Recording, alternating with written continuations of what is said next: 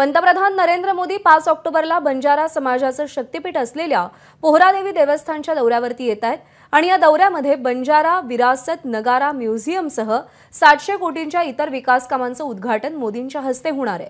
मोदींच्या स्वागतासाठी जय्यत तयारी सुरू आहे।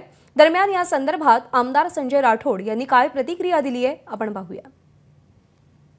देशाचे प्रधानमंत्री सन्माननीय नरेंद्र मोदी साहेब हे 5 तारखेला पोहरादेवीला त्यांचा दौरा आहे आणि ते संत सेवालाल महाराजांचं दर्शन करून बंजारा विरासत नावाचं जे म्युझियम या ठिकाणी बनवल्या गेलेलं आहे राज्य सरकारकडून, त्या कार्यक्रमाचं लोकार्पण त्यांच्या हस्ते आहे आणि नंतर ते एका सभेला संबोधित सुद्धा करणार आहे।